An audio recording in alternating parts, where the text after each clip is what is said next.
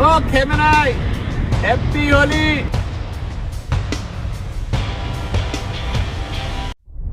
Welcome भाई लोग, इस वीडियो में आपसे शेयर करेंगे नीतीश कुमार चले राज्यसभा सपोर्टर्स ने मचा दी तोड़फोड़। अमेरिका पर जनरल बख्शी ने अंधभक्तों के धागे खोल दिए। हरियाणा में गंदे पानी से हो रही मौत। स्पेनिश पीएम की तारीफ में ध्रुव राठी ने पीएम मोदी को गजब लपेट दिया।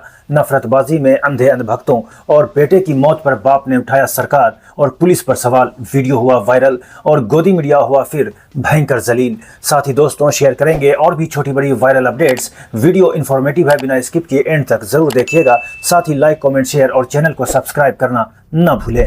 तो दोस्तों, नीतीश कुमार अब बिहार के मुख्यमंत्री नहीं रहेंगे, वह राज्यसभा जा रहे हैं। उन्होंने खुद इसका ऐलान कर दिया है। साथ ही इन्होंने राज्यसभा के लिए नॉमिनेशन भी कर दिया है। बिहार के इस बड़े नेता को बेहतर तरीके से एग्जिट रूट और विदाई दी जा सकती थी। खैर, 20-22 सालों से जिस बिहार में वह सियासत कर रहे थे, उसे उन्होंने अलविदा कर दिया है। जेडीयू ने पार्टी ऑफिस में लंच होस्ट किया था। नीतीश कुमार के बेटे निशांत कुमार जेडीयू ऑफिस आने वाले थे, लेकिन गुस्साए जेडीयू वर्कर्स ने तोड़फोड़ मचा दी।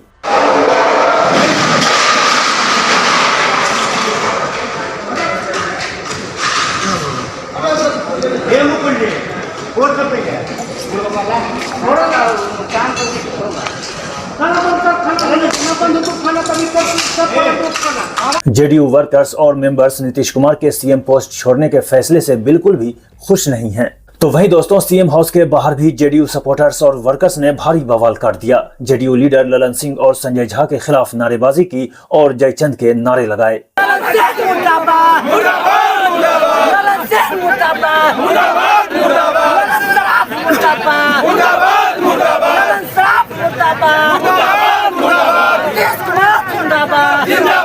तो वहीं दोस्तों, इस बीच सोशल मीडिया पर नीतीश के बेटे निशांत का वीडियो वायरल हुआ। दरअसल दोस्तों, निशांत को इलेक्शन के समय विपक्ष की बात पर यकीन नहीं हो रहा था।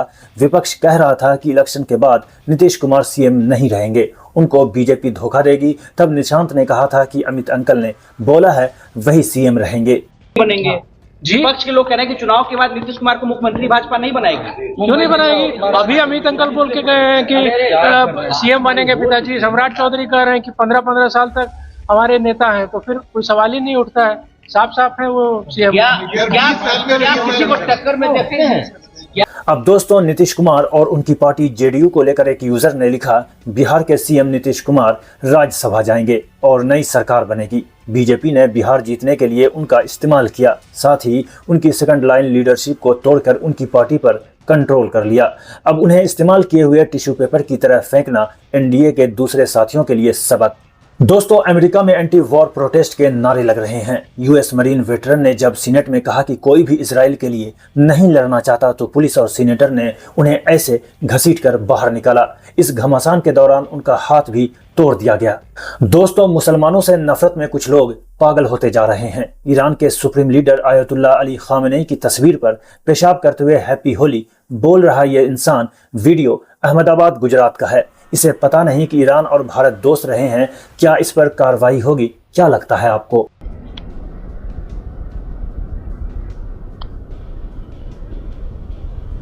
ये था ईरान का भड़वा खमेनेई, जिसको इजराइल और अमेरिका ने मिलकर 72 हुरों के पास भेज दिया। और अब मैं इसकी फोटो को जलाकर 72 हुरों के पास भेजूंगा।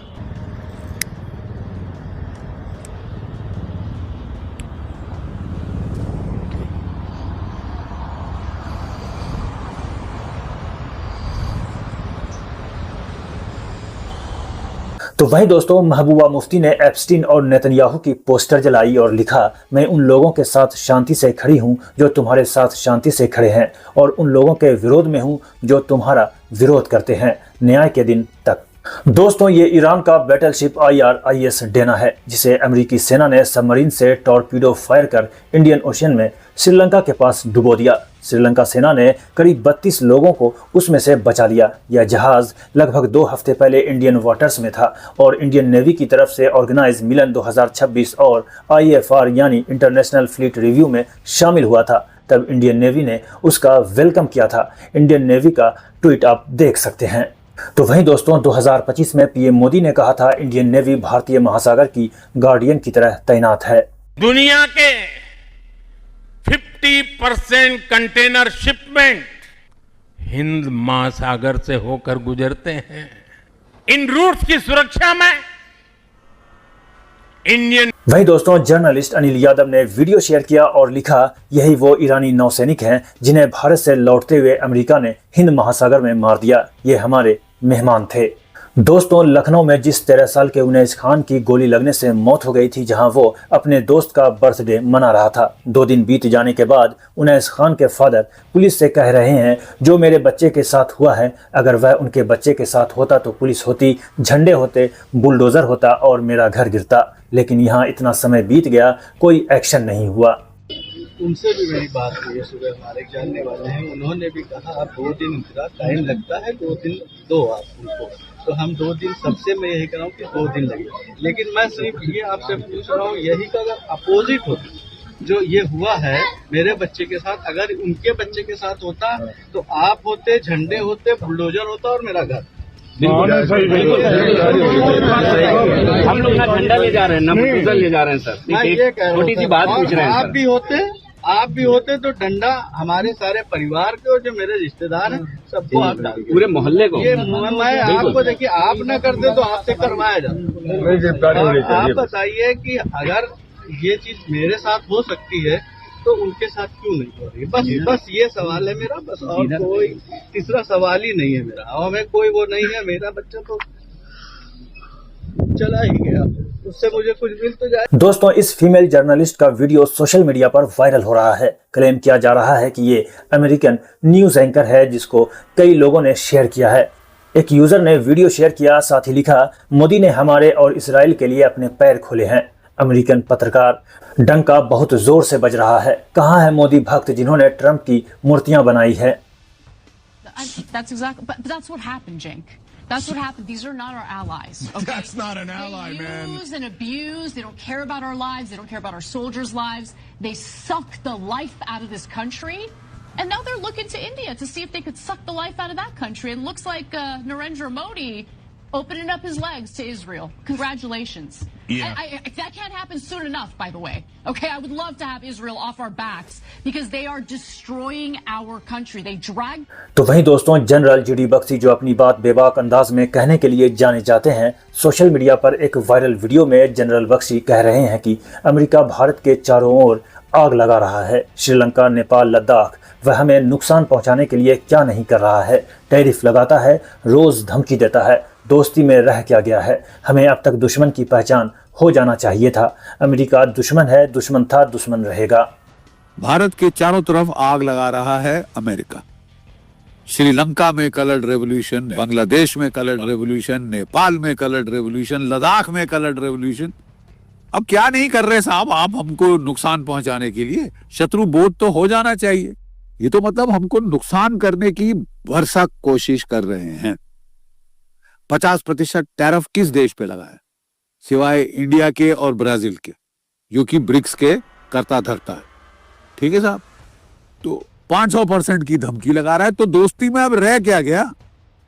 हमको अब शत्रु बोध हो जाना चाहिए कि साहब आप जितना भी पुचकारी कर लो, जितना भी लिपापोती कर लो, जितना भी पाव पकड़ने की कोशिश करो, ये दुश्मन है, दुश्मन था, दुश्मन रहेगा। तो वहीं दोस्तों, fact checker Mohammed Zubair the Wire की रिपोर्ट शेयर कर बताते हैं कि हरियाणा के पलवल के एक गांव में सिर्फ 20 दिनों में 22 लोगों की मौत हो गई है।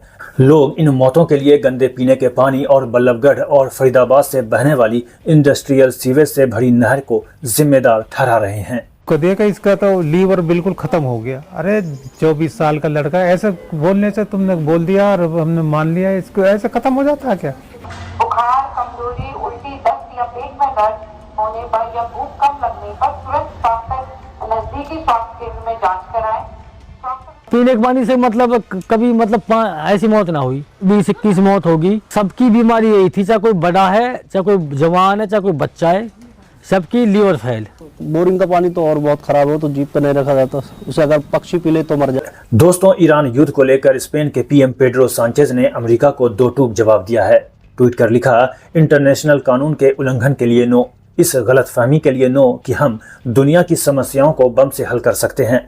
पिछली गलतियों को दोहराने के लिए नो, युद्ध के लिए नो। अब दोस्तों, इस ट्वीट पर ध्रुव राठी ने लिखा, स्पेन नाटो का मेंबर है, फिर भी वहां के प्रधानमंत्री खुलकर अपनी बात रखते हैं। इंडिया को एक न्यूट्रल देश माना जाता है, फिर भी नरेंद्र मोदी ऐसे बिहेव करते हैं जैसे वे अमेरिका के गुलाम हों। अपडेट में दोस्तों आज इतना ही। वायरल खबर देखने के लिए आप हमारे चैनल को सब्सक्राइब कर लीजिए और वीडियो ज्यादा से ज्यादा लोगों तक पहुंचे, इसके लिए वीडियो को लाइक, कमेंट और शेयर कीजिए। मिलते हैं आपसे नेक्स्ट वीडियो में, तब तक के लिए जय हिंद।